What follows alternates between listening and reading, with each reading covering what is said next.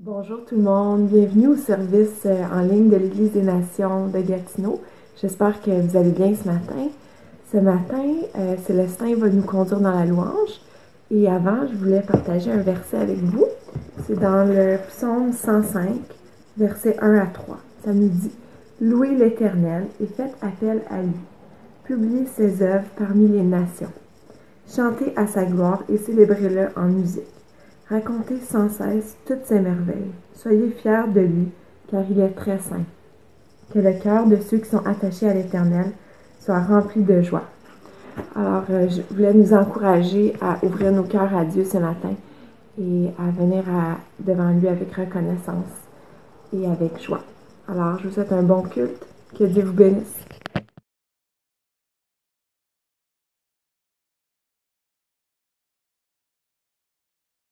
Gloire à Dieu, Église, gloire à Dieu, frères et sœurs. Bienvenue ce matin à la louange, à l'adoration de notre Dieu Tout-Puissant. Je vais commencer même par prier. Éternel Dieu, sois avec nous ce matin, dirige-nous, que ta présence nous inonde, Seigneur Jésus. Louez Dieu dans son sanctuaire, louez-le dans l'étendue où éclate sa puissance. Louez-le pour ses hauts faits, louez-le selon l'immensité de sa grandeur, louez-le au son de la trompette, louez-le avec le luth et la harpe, louez-le avec le tambourin et avec des danses, louez-le avec les instruments à cordes et les chalumeaux, louez-le avec les cymbales sonores, louez-le avec les cymbales retentissantes, que tout ce qui respire loue l'Éternel. Louez l'Éternel. Amen. Ce matin, je vous invite à louer Dieu avec nous, à vous lever, à danser, à chanter, car Jésus est parmi nous. Amen.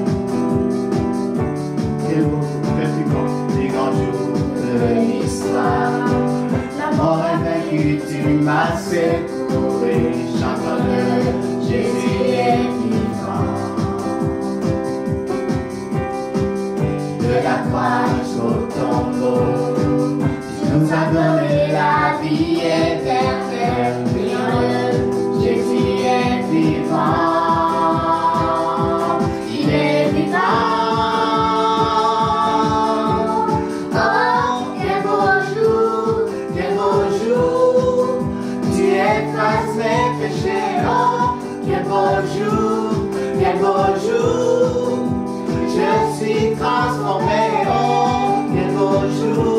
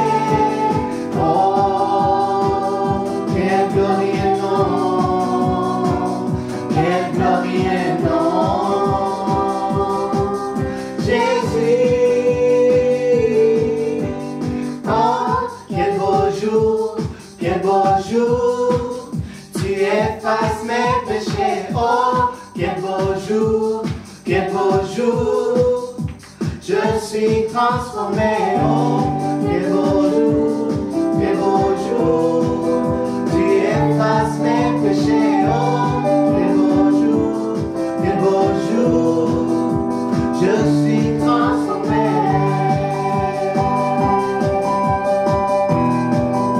Pour toujours changer.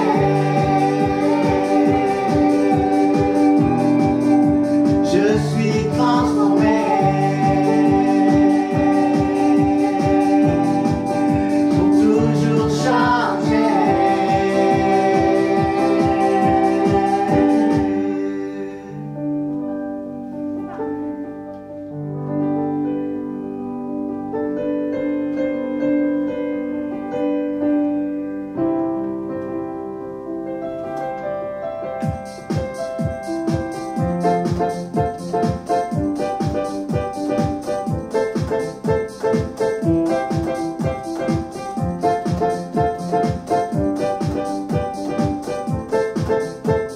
Dieu est merveilleux.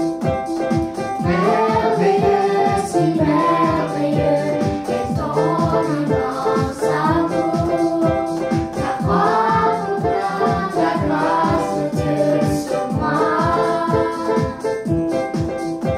Personne n'a vu ni entendu, et nul ne peut saisir combien tu es puissant et glorieux.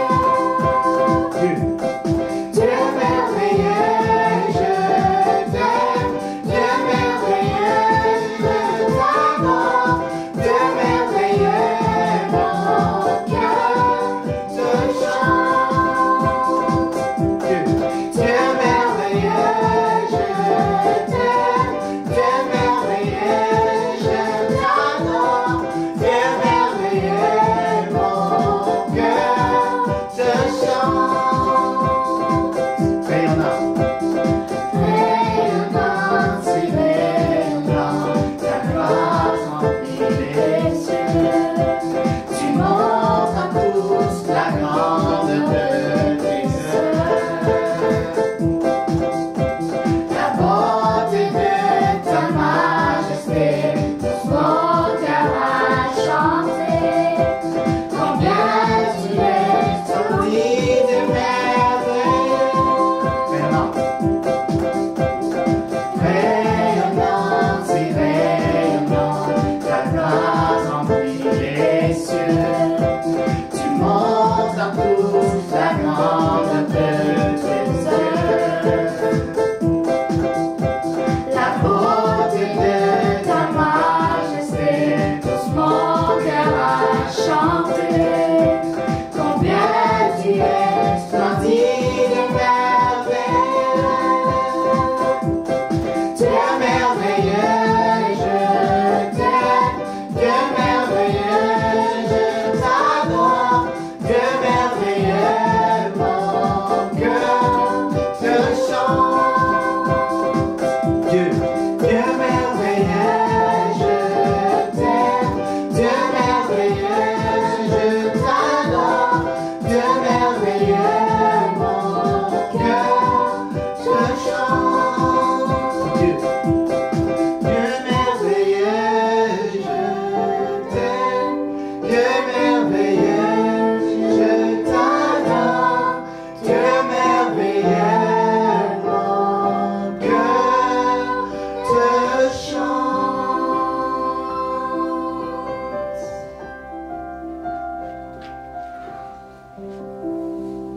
Oui, Dieu est merveilleux. Son nom est si merveilleux.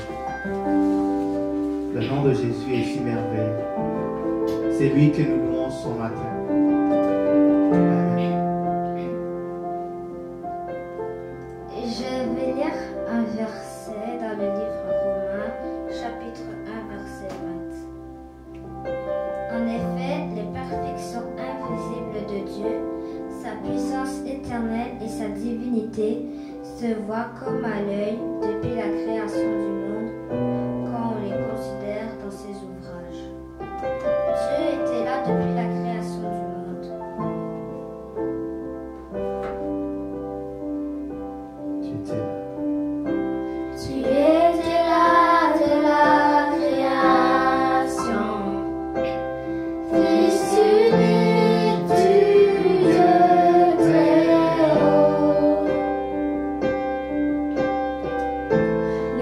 mystère de ta gloire révélée. En toi, Christ, notre Seigneur. Oh, ce nom est si merveilleux. Oh, ce nom est si merveilleux. Le nom de Jésus-Christ, mon roi. Oh, ce nom est si merveilleux. Sa beauté est sans pareil. Oh, ce nom est si merveilleux. Le nom de Jésus.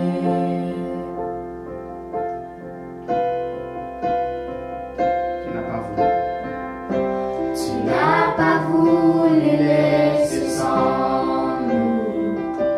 Alors Jésus, tu es venu.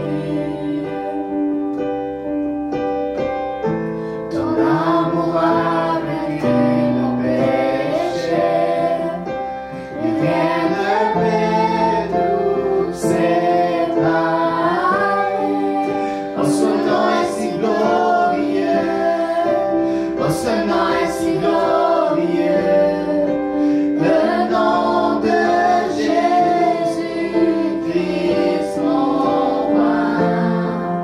Oh, ce nom est si glorieux. Sa beauté est sans pareil. Oh, ce nom est si glorieux. Le nom de Jésus.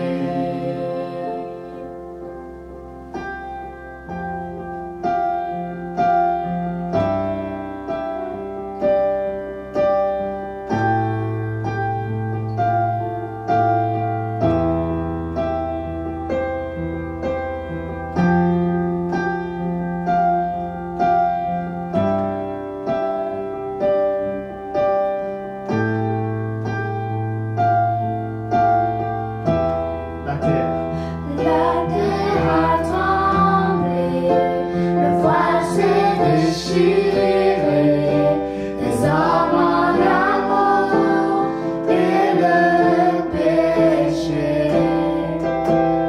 J'ai chanté ta gloire, l'écho de ta victoire, car tu es le roi ressuscité. Tu es sans rival, tu es sans égal, Dieu tu triomphes à tout jamais. À toi soit le règne, à toi soit la gloire, car ton nom surpasse tout autre nom. Oh, son nom est victorieux. Oh, son nom est victorieux. Le nom de Jésus-Christ, mon roi. Oh, son nom est victorieux. Sa puissance est sans pareil. Oh, son nom est victorieux. Le nom de Jésus.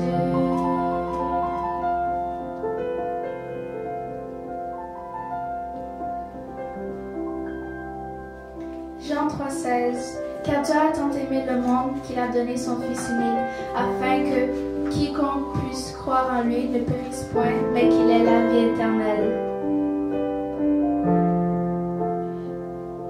tu n'as pas voulu. Tu n'as pas voulu laisser sans nous. Alors Jésus, tu es venu. Ton amour a vaincu le péché. Plus rien ne peut nous séparer. Oh, ce nom est si glorieux. Oh, ce nom est si glorieux. Le nom de Jésus-Christ, mon roi. Oh, ce nom est si glorieux. Sa beauté est sans pareil.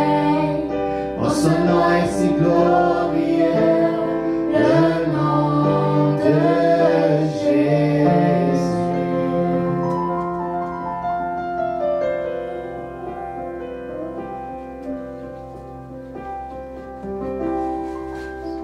Son nom est si glorieux, le nom de Jésus-Christ,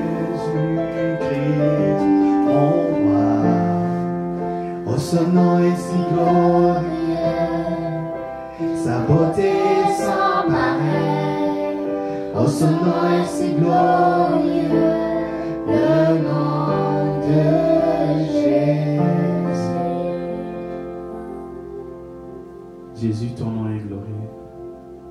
Toute la gloire t'appartient, notre Seigneur Dieu Tout-Puissant.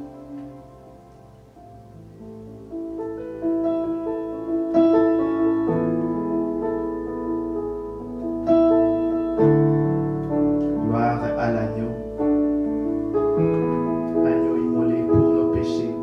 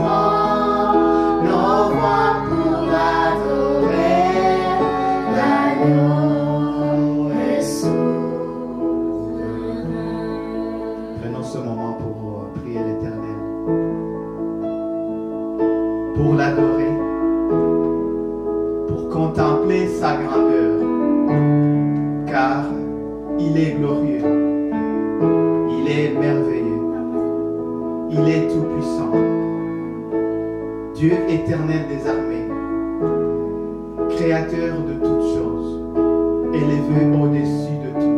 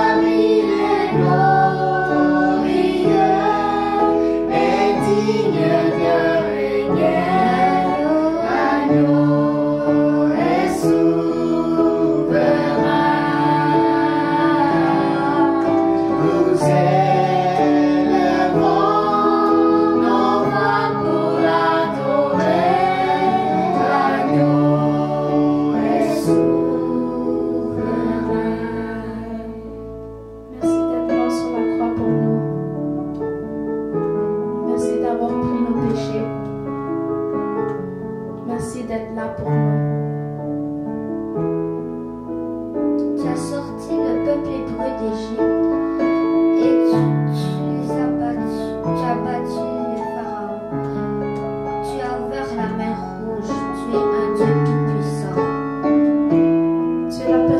qui nous pouvons faire confiance, la personne à qui nous nous remettons, la personne en qui, quand nous sommes tristes, nous nous tournons vers toi, Seigneur.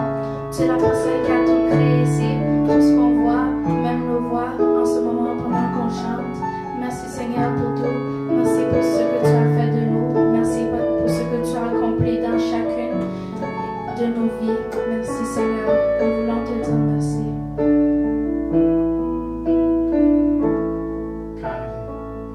Car il est glorieux et digne de régner, l'agneau est souverain.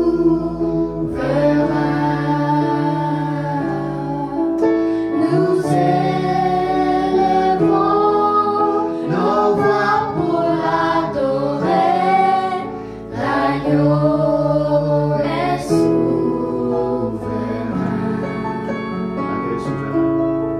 L'agneau est souverain.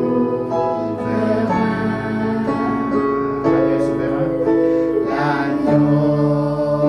est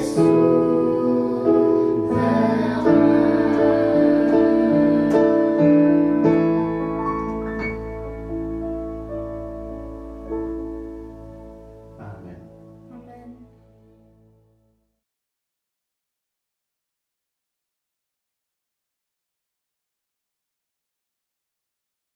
Merci à Célestin pour ces moments de louange dans la présence de Dieu. Maintenant est venu le temps des dîmes et des offrandes. Alors, vous allez voir s'afficher à l'écran les indications qui vont vous expliquer comment donner. Et dans les derniers mois, on a beaucoup parlé du fait que Dieu aime un cœur qui donne avec joie. Et je réfléchissais au fait qu'avec la situation actuelle, on pourrait, au niveau financier, on pourrait être tenté de ne pas donner ou moins donner. Mais je pense que Dieu continue à nous encourager à donner ce qu'il met sur notre cœur et à lui faire confiance. Alors, je voulais partager un passage avec vous dans 2 Corinthiens, chapitre 9, verset 8.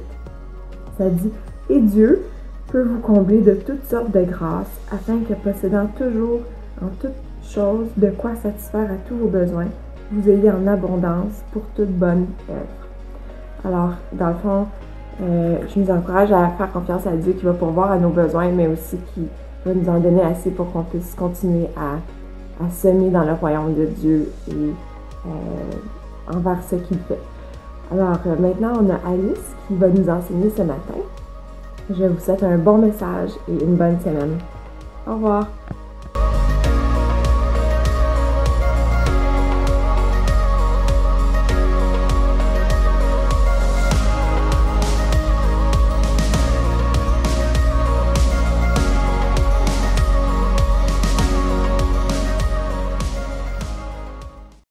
Bonjour frères et sœurs et bonjour à tous ceux qui nous écoutent sur leurs écrans. Je m'appelle Alice et je suis membre de l'Église des Nations de Gatineau. Aujourd'hui, c'est la fête de la Saint-Valentin. Bonne fête de la Saint-Valentin à vous tous qui nous écoutez en ce moment. Personnellement, je considère la fête de la Saint-Valentin comme la célébration de l'amour. Oui, on va me dire que c'est une fête commerciale, mais au-delà de l'aspect commercial, je trouve que s'arrêter pour célébrer l'amour, c'est beau, c'est merveilleux. Alors, bonne fête de la Saint-Valentin. Si vous avez un amoureux, je vous dis bonne fête de la Saint-Valentin. Si vous n'en avez pas, bonne fête de la Saint-Valentin. Pourquoi? Parce que Dieu vous aime. Votre famille vous aime, vos amis vous aiment, vos frères en Christ vous aiment, vous êtes aimés. C'est un mensonge de croire qu'il n'y a personne qui nous aime, qu'on peut mourir et disparaître sans que cela fasse la peine à personne, que notre vie ne compte pas. C'est un mensonge de notre adversaire, le diable. Alors je vais vous dire ce matin, Dieu vous aime. Vous êtes totalement, profondément, sincèrement aimé par Dieu qui vous a créé. Et alors, comme lors de la Saint-Valentin, on s'envoie des cadeaux, on s'envoie des fleurs, des cartes. Alors, j'ai une carte spéciale pour vous de la part de Dieu. Donc, voici la carte de la Saint-Valentin que Dieu envoie à chacun de ses enfants, qu'il est. Alors, je vais donc lire la carte. On va lire qu'est-ce qui est écrit sur la carte. Alors, Dieu dit, « Mon enfant bien-aimé, Je te connaissais avant même de t'avoir formé dans le ventre de ta mère. Je t'avais mis à part pour me servir avant même que tu sois né. Je t'aime depuis toujours et pour toujours. C'est pourquoi je reste profondément attaché à toi. Les montagnes peuvent bouger, les collines peuvent changer de place, mais l'amour que j'ai pour toi ne changera jamais. L'alliance que j'ai établie avec toi pour te rendre heureuse ne bougera jamais. C'est moi le Seigneur qui te dit cela dans ma tendresse. Est-ce qu'une femme oublie le bébé qu'elle allait?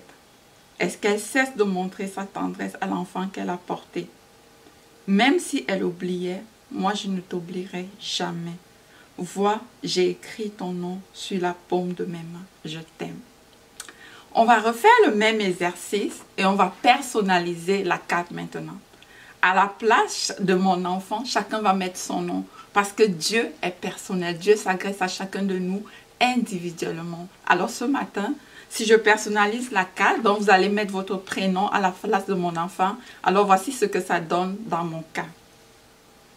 Alice, ma fille bien-aimée, je te connaissais avant même de t'avoir formé dans le ventre de ta mère. Je t'avais mise à part pour me servir avant même que tu sois né. Je t'aime depuis toujours et pour toujours. C'est pourquoi je reste profondément attachée à toi. Les montagnes peuvent bouger, les collines peuvent changer de place, mais l'amour que j'ai pour toi ne changera jamais. L'alliance que j'ai établie avec toi pour te rendre heureuse ne bougera jamais. C'est moi le Seigneur qui te dit cela dans ma tendresse. Est-ce qu'une femme oublie le bébé qu'elle allait? Est-ce qu'elle cesse de montrer sa tendresse à l'enfant qu'elle a porté? Même si elle l'oubliait, moi, Alice, je ne t'oublierai jamais. Vois, j'ai écrit ton nom, Alice, sur la paume de mes mains. Je t'aime. Waouh! N'est-ce pas merveilleux? Qui a dit que la Bible était plate? Non. Et tous ces versets-là sont tirés de la Bible. Je ne sais pas s'il y a des gens qui peuvent faire des poèmes d'amour aussi beaux. La Bible est un hymne d'amour. L'amour que Dieu a envers nous, chacun de nous qui l'a créé. Alors, vous pouvez remplacer vos noms et vous allez voir que, oui, Dieu vous aime profondément, totalement et sincèrement. Et Dieu nous a donné la preuve de cet amour. Parce que dans la Bible dit, n'aimez pas seulement en parole. Pour Dieu, l'amour ne se limite pas aux paroles. L'amour se concrétise par des actes. Et la plus grande preuve d'amour que Dieu nous a donnée, c'est Jésus-Christ. Il est dit dans Jean 3,16, car Dieu a tant aimé le monde qu'il a donné son Fils unique, afin que quiconque croit en lui ne périsse pas, mais qu'il ait l'amour et l'éternel. Et afin que quiconque croit en lui ne périsse point, mais qu'il soit sauvé. L'amour se traduit en acte. À notre tour aussi, Dieu nous dit, voici le premier et le plus important des commandements. Tu aimeras le Seigneur ton Dieu de tout ton cœur, de toute ton âme, de toute ta force et de toute ta pensée, et ton prochain comme toi-même. Deux choses qui ressortent de ce verset. Aimer le Seigneur de tout son cœur, de toute son âme, de toute sa force, et aimer le prochain comme soi-même. Donc, c'est la croix. J'ai demandé à ma fille de me faire une croix. On a une croix ici.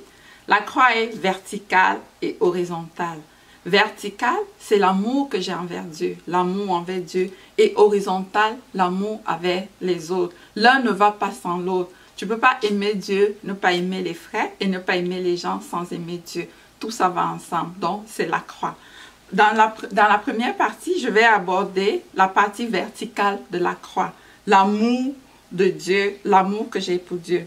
Donc, Dieu nous demande de l'aimer. Et comment nous savons que nous aimons Dieu?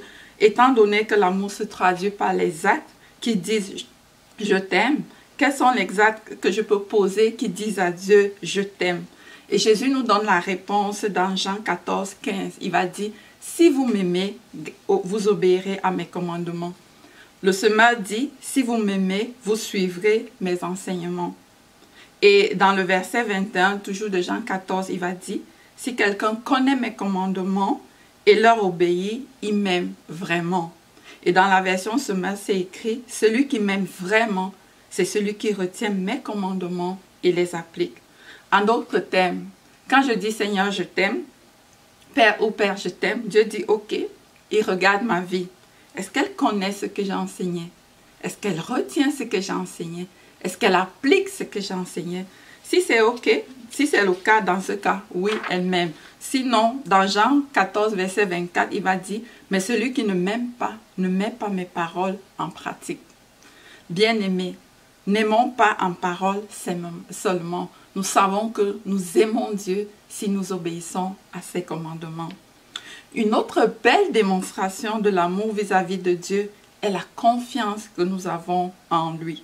Dans Hébreux 11, verset 6, il est écrit « Or, sans la foi, il est impossible de lui être agréable, car celui qui s'approche de Dieu doit croire qu'il existe et qu'il est le rémunérable et qu'il récompense celui qui le cherche. » J'ai une petite histoire pour illustrer comment la confiance envers Dieu peut se manifester. Je vais vous lire l'histoire de la poule. C'est tiré du livre Il m'aime de Wayne Jacobson.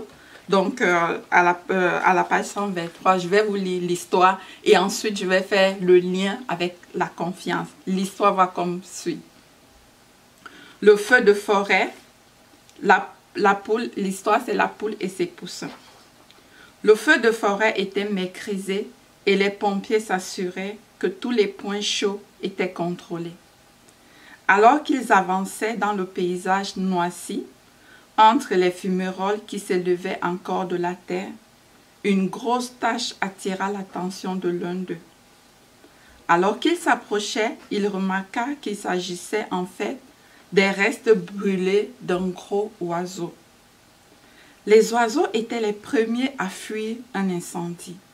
Il se demanda pourquoi celui-ci n'avait pas fui. Était-il blessé ou malade? Arrivé près de la carcasse, il la poussa hors du chemin avec sa botte. C'est alors qu'il fut surpris par une activité fébrile.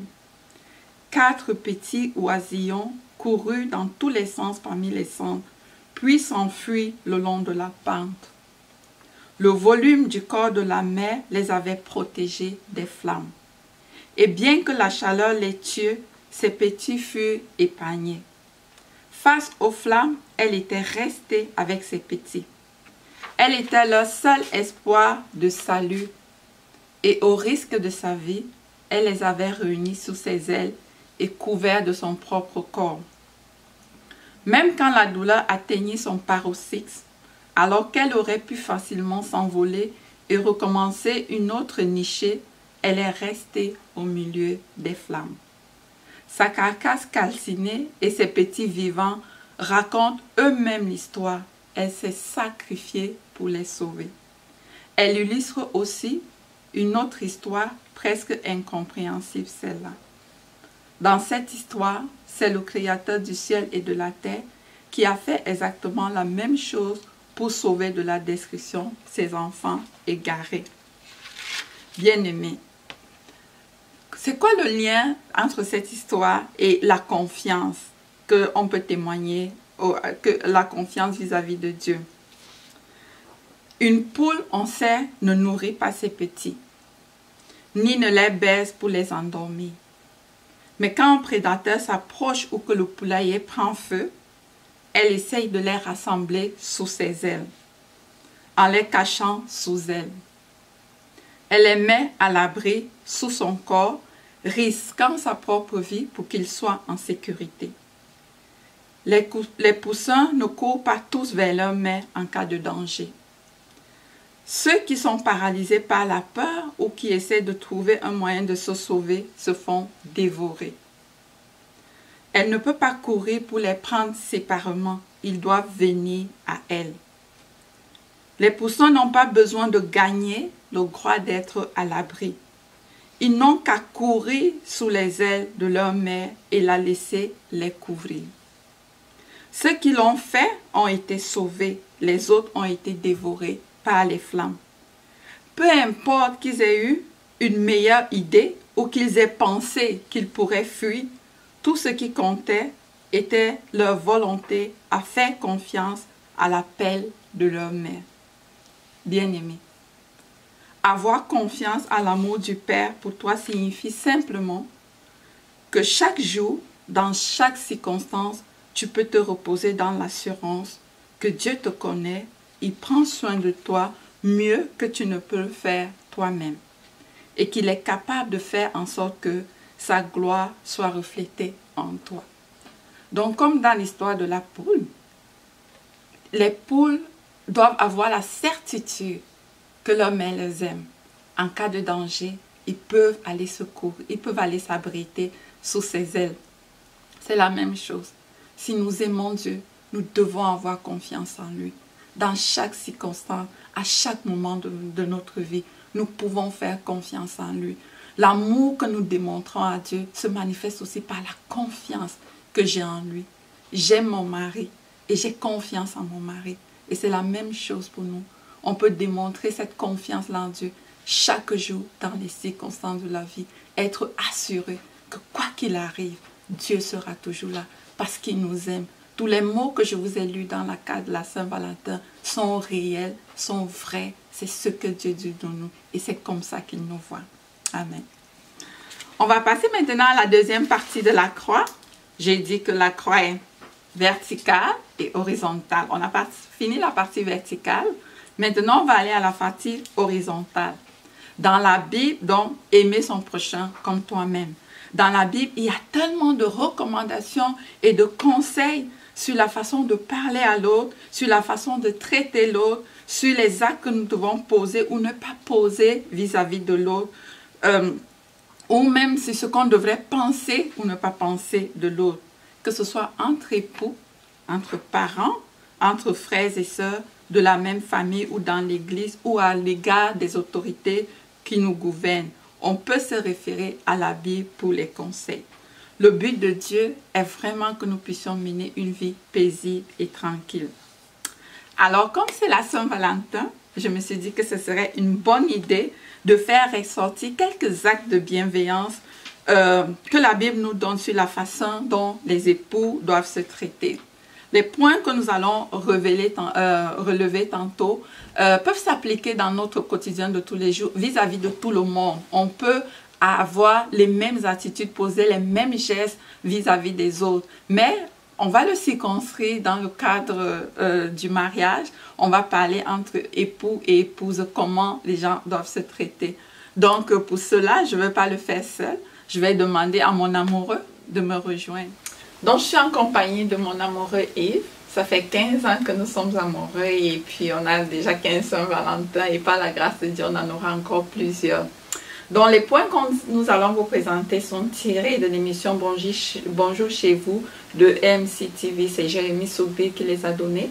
Ces points nous ont bénis et on a voulu aussi les partager avec vous. Donc, je vais laisser la parole à mon cher mari qui va pouvoir vous les présenter. 15 ans qu'on est mariés, mais je pense qu'on a été amoureux un peu avant ça. Donc, oui, c'est ça. C'est 10 points que je vais souligner, mais j'aime d'abord avertir que je suis en marche moi-même et que c'est les 10 points dans lesquels je n'excelle pas. Je travaille.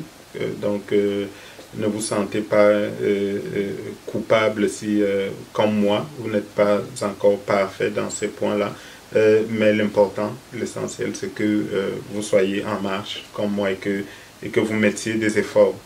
Donc, le premier point, c'est écoutez-la. Donc, ça s'adresse aux hommes, non? Oui, disons que, oui, comme elle le dit, en fait, les 10 points s'adressent aux hommes.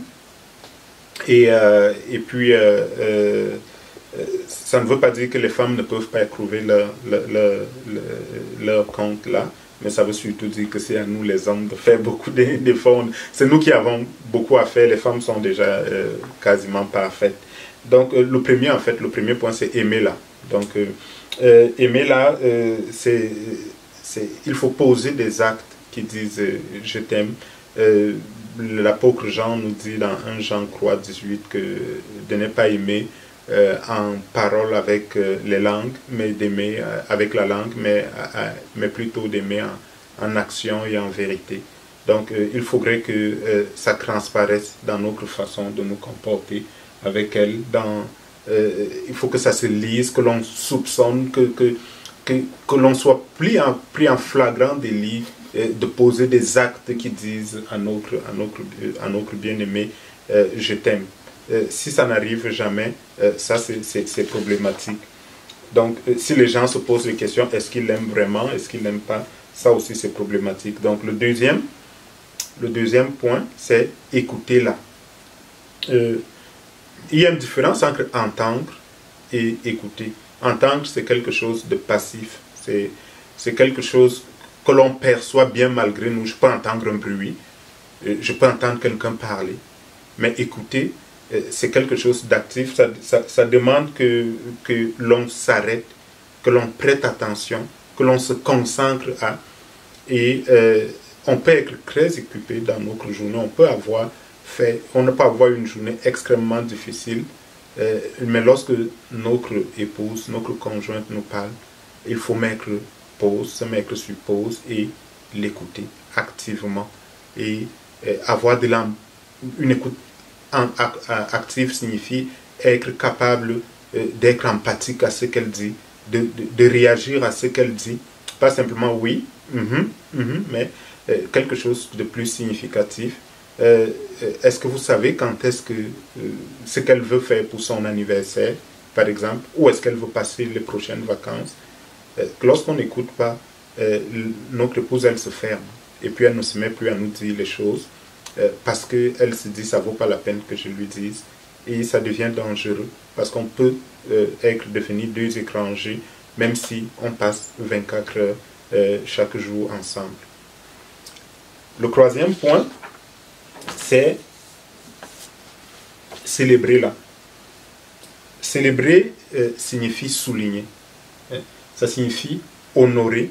Et ça signifie prendre la peine de remarquer de petites choses et d'attirer l'attention sur ces choses-là. C'est être capable de dire combien elle est extraordinaire.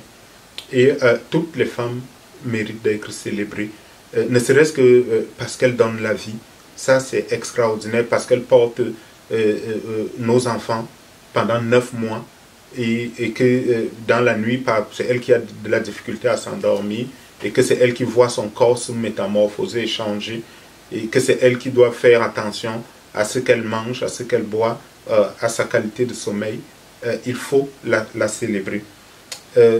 Mon épouse, Néni, elle est le socle de notre famille. Je me suis rendu compte que tous les succès, toutes les réussites que l'on connaît dans notre vie familiale, c'est elle qui est l'artisane de cela. Nous, mes enfants et moi, on s'appuie énormément sur elle pour se projeter dans la vie.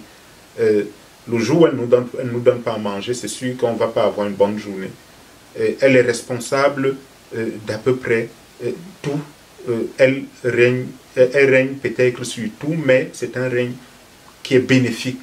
Et parfois, elle a besoin qu'on souligne à quel point elle est magnifique, à quel point elle est extraordinaire, à quel point c'est quelqu'un qui sort du commun, à quel point elle est capable, avec peu, de faire quelque chose de complètement impressionnant. Et on peut le connaître, on peut le reconnaître dans notre cœur, mais elle veut nous l'entendre le dire, elle veut nous entendre parler d'elle avec admiration auprès de nos enfants, auprès de nos collègues, auprès de nos amis. Donc, célébrons-la. Le quatrième point, c'est encourager-la. Nous devons prendre du temps pour connaître c'est quoi ses rêves. C'est pour ça que écouter était tellement important. Mais elle peut être aussi courageuse que mon épouse, elle peut être aussi forte que elle. C'est une femme extraordinaire, mais elle a parfois des moments où elle a besoin d'être encouragée, des moments où elle a besoin d'être réconfortée, des moments où elle a besoin qu'on la prenne dans ses bras et où on lui dit ça va bien aller, ou qu'elle se sente en sécurité, ou qu'elle se sente poussée à aller plus loin, ou qu'elle sente qu'elle est capable de passer au travers de ce qu'elle vit. Et il ne faut pas qu'elle se sente comme seule à bord dans un bateau. Il faut que nous soyons là pour l'encourager. Nous devons être son premier fan club. Nous devons être ceux qui disent « Oui, tu peux y arriver. Oui, on croit en toi. Oui, j'ai profondément confiance que tu vas t'en sortir. » Les femmes le font naturellement. Mais pour nous, les hommes, c'est une autre chose. Et il faudrait qu'on sache, par exemple, quels sont ses rêves qu'elle a toujours eus. L'encourager, la pousser pour qu'elle soit capable d'atteindre ces rêves-là. Lui dire de ne pas baisser les bras. Lui dire que malgré toutes ces journées extrêmement longues et difficiles, elle va y arriver. Lui dire qu'un échec n'est qu'une bataille qui est perdue, mais que la guerre, elle peut la gagner et qu'elle va la gagner. Donc, encourageons-la. Le 5e point, c'est respecter-la. Respecter signifie honorer, signifie traiter avec égard et avoir de la considération. Quelles sont les paroles qu'on dit à notre épouse devant les enfants? Quelles sont les paroles qu'on dit devant les amis? Comment on lui parle? Lorsque on a du mépris pour notre épouse, c'est comme allumer un incendie dans sa propre maison. Oui, on n'aura peut-être pas l'impression que tout est en train de cramer, mais c'est comme un feu qui court dans les murs. C'est comme s'aimer des livrets dans son jardin. Parce que ça va pousser et ça va devenir extrêmement difficile et on va un jour se réveiller en disant « Il m'est impossible de vivre dans cette maison. Elle a complètement tout détruit, mais c'est nous qui sommes les pyromanes.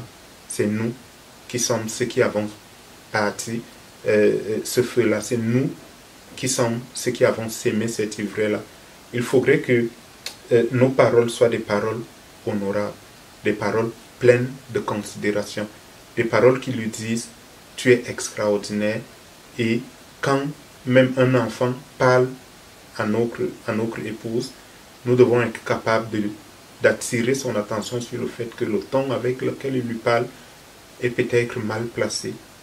Ou alors, s'il faut qu'il s'excuse, qu'il le fasse là sur le champ. Et si nous-mêmes on demande pardon à notre épouse quand on s'est trompé, ça va donner une idée aux enfants.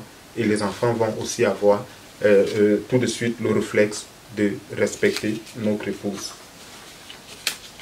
Le 6e point, c'est réconforter-la. En tant qu'homme, en tant que mari, en tant qu'époux, souvent on est le capitaine du bateau. Mais imaginez un roi qui a peur. Ça va se transmettre à l'ensemble de la population. Un capitaine qui est en panique, ça va avoir de sérieux problèmes pour tout l'équipage. Il faudrait d'abord qu'on deal nous-mêmes, qu'on crève notre peur, qu'on aille devant le Seigneur pour cela et que le Seigneur nous donne les paroles pleines d'encouragement et de réconfort pour notre épouse. Elle a besoin d'être réconfortée. Elle a besoin que dans notre voix, elle se sente en paix, dans la tranquillité, et que notre attitude avec elle transpire le repos. Et elle a besoin, comme je l'ai dit tantôt, de poser des actes. La mienne parle, donc souvent quand elle veut être prise dans les bras, elle te dit que chérie, je veux un peu plus d'attention.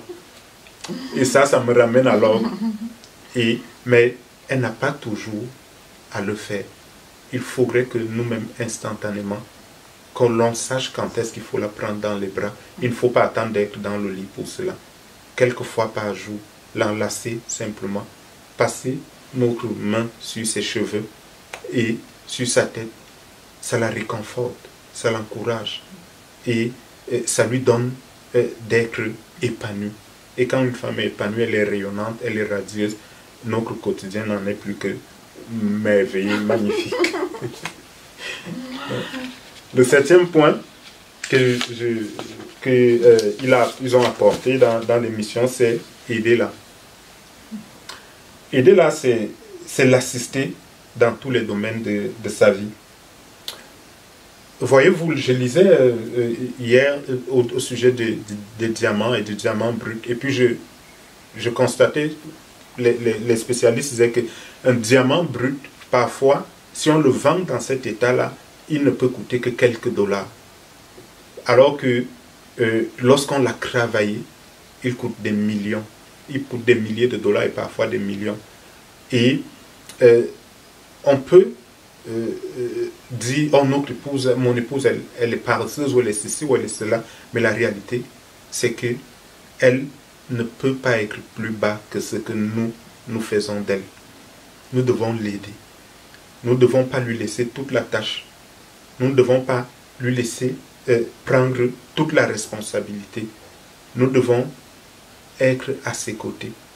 Et nous devons être également ceux qui l'aident à passer elle-même à l'étape supérieure. Nous devons être le pont qui lui permet de gravir, de sauter à travers la vallée.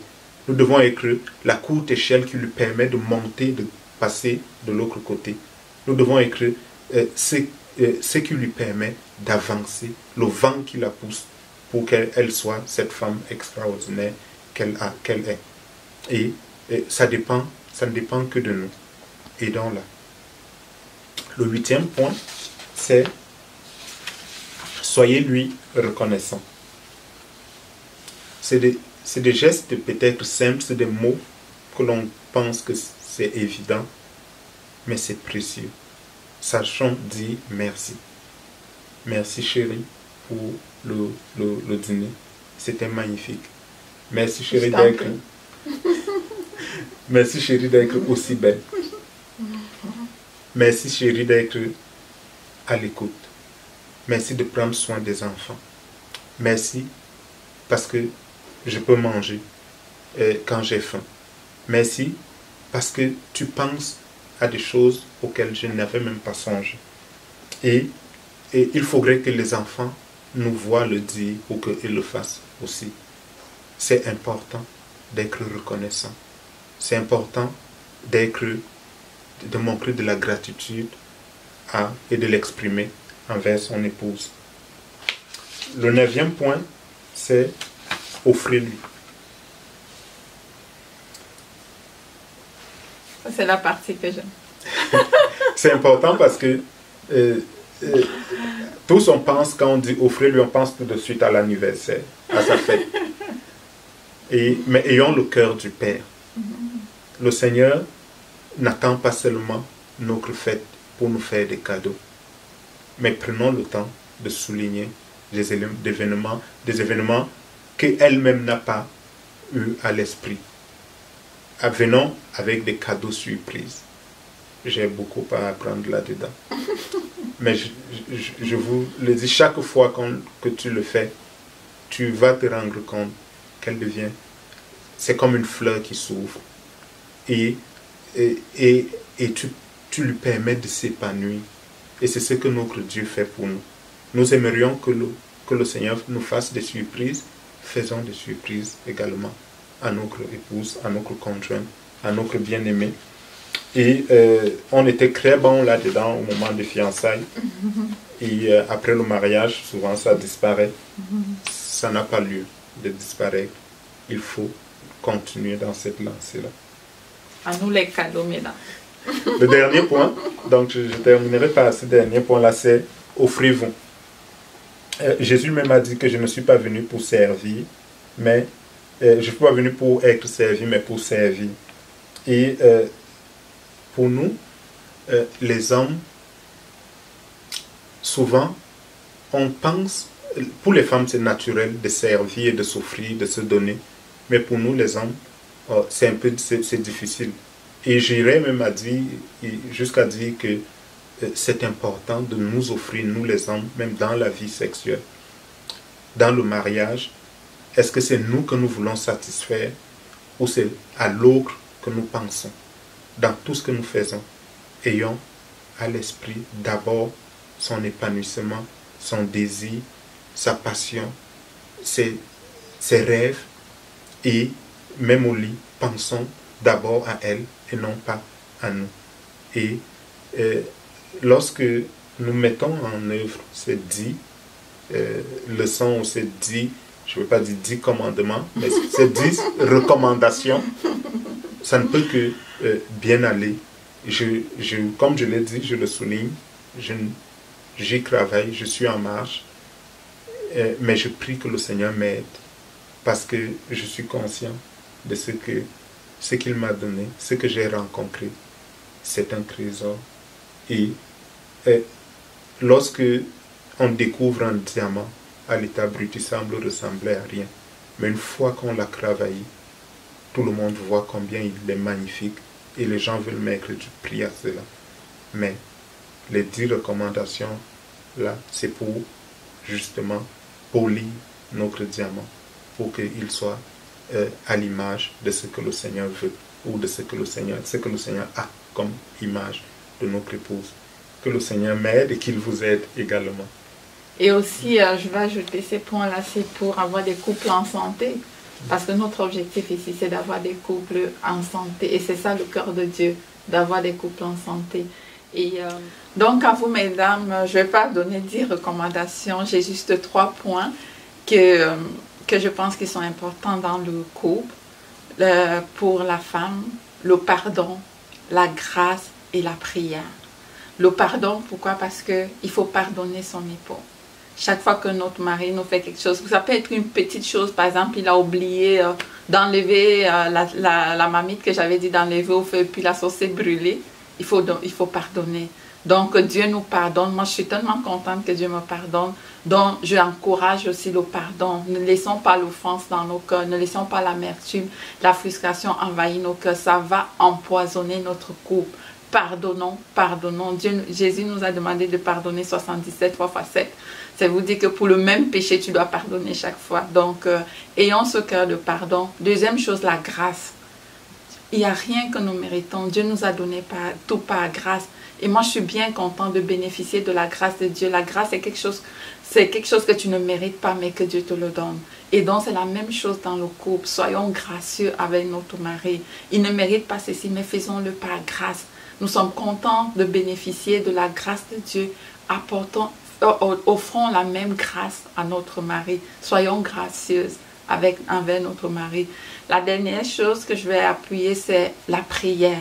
Prions pour notre mari. Je dis souvent à mes amis, je suis l'équipe d'intercession de mon mari. Je suis son équipe d'intercession. Donc, c'est les 3 points que je trouve, mesdames, qui sont importants. En plus de tout ce qu'il a mentionné, que nous aussi, on peut appliquer à notre mari. Donc, ces 3 points sur la grâce, le pardon et la prière pour notre mari. Donc, c'est ça. On va maintenant, je pense qu'on achève ici. Et on va prendre ce temps pour prier. On va prier pour les couples. Moi, je vais prier pour les femmes et lui également, il va prier pour vous. Notre désir, c'est vraiment, le cœur de Dieu, c'est d'avoir des couples en santé. Oui, donc je vais commencer. Seigneur, je commence par prier pour les personnes seules. Elles sont en relation avec toi. Et elles ont besoin de sentir ton amour, de sentir ta main dans leur vie, de sentir ton réconfort, ton bras réconfortant. Et de sentir que tu es avec elles et que tu marches avec elles. Et si elles veulent se marier, de savoir de réaliser que tu es là et d'être convaincu que tu marches avec elles dans ce chemin-là. Et si elles ne veulent pas se marier, de savoir que tu es là et que tu seras toujours là et que tu seras leur amour pour la vie, Seigneur. Et je prie en fait afin que tu les bénisses, Seigneur. Bénis les hommes seuls de notre Église, bénis les femmes seules aussi. Mais je vais te prier maintenant aussi, Seigneur, pour les hommes mariés. Ils sont en marche comme moi, Seigneur. Ils ne sont pas parfaits comme moi, Seigneur. Et comme tu l'avais dit pour Pierre, lorsque tu seras affermi, fortifié, lorsque tu seras établi, fortifie tes frères, affermis tes frères. Je prie, Seigneur, que le Saint-Esprit nous soit envoyé pour nous affermir dans cette voie. Seigneur, pour qu'on crête notre épouse avec amour, Seigneur, qu'on l'écoute, Seigneur, qu'on la célèbre, qu'on la considère, Seigneur, qu'on soit là pour l'aider, qu'on soit là pour la réconforter, Seigneur, qu'on soit là également, Seigneur, pour la célébrer, qu'on soit là, Père, pour lui montrer, nous offrir à elle, lui offrir des cadeaux. Seigneur, connais ton cœur vis-à-vis d'elle. Tu sais combien, Seigneur, on a encore des efforts à faire, mais Seigneur, combien on a du chemin à parcourir. Sois à nos côtés et bénis-nous, Seigneur, pour qu'on soit les bâtisseurs de foyers, pleins d'amour, pleins de vie, où on est pleinement épanoui. Au nom de Jésus. Amen. Amen. Seigneur, je te prie pour toutes nos sœurs qui sont pas mariées. Je prie que tu les bénisses et que tu apportes dans leur vie, tu amènes dans leur vie l'homme que tu as prévu pour elles, Seigneur. Merci parce que nous avons confiance en ton amour, à ta bonté et ta fidélité. Je vais également, Seigneur, te prier pour toutes les femmes mariées. Je prie que tu bénisses leur couple, Seigneur. Donne-nous, Seigneur, d'être des femmes qui donnent de la grâce, des femmes qui pardonnent et des femmes qui prient pour leur mari, qui prient pour leur foyer. Je prie, Seigneur, que tu nous bénisses. Merci, Seigneur, de nous aider à être les femmes selon ton cœur. Oui, Seigneur, fais de nous des femmes selon ton cœur et bénis-nous, Seigneur. Je prie pour ta bénédiction sur tous les couples. Je prie que tous les couples qui sont en santé, Seigneur, que tu les bénisses et que ça aille de progrès en progrès. Et je prie pour ceux qui ont les difficultés. Je prie pour ta grâce. Je prie pour ton pardon. Je prie, Seigneur, que par ta grâce, Seigneur, que la paix, les couples, la restauration vienne, le pardon soit relâché et que le couple soit de nouveau heureux et épanoui. Seigneur, nous te bénissons pour les familles en santé. Nous prions que dans notre église et pour tous ceux qui vont nous écouter, Seigneur, qu'il y ait des familles en santé comme tu l'as désiré. Au nom de Jésus, nous t'avons ainsi prié. Amen. Maintenant, si toi qui nous écoutes, tu nous as écouté ce matin, et puis tu es d'accord avec ce qu'on a dit, mais tu dis, j'aimerais aussi avoir une relation avec Jésus. Donc, comme on l'a dit ce matin avec la carte, Dieu t'aime, Dieu nous aime, Dieu aime chacun de nous. Et il a envoyé son Fils Jésus-Christ mourir sur la croix. Jésus-Christ est la preuve de son amour. Et la façon de dire à Dieu je t'aime, c'est de recevoir Jésus-Christ comme son Seigneur et Sauveur. Donc tu peux demander pardon à Dieu. Seigneur, je te demande pardon et je fais le choix de te donner ma vie. Je veux me confier en toi. Jésus, viens dans ma vie, deviens le Seigneur et le Sauveur de ma vie. Et c'est ce que Jésus-Christ veut faire.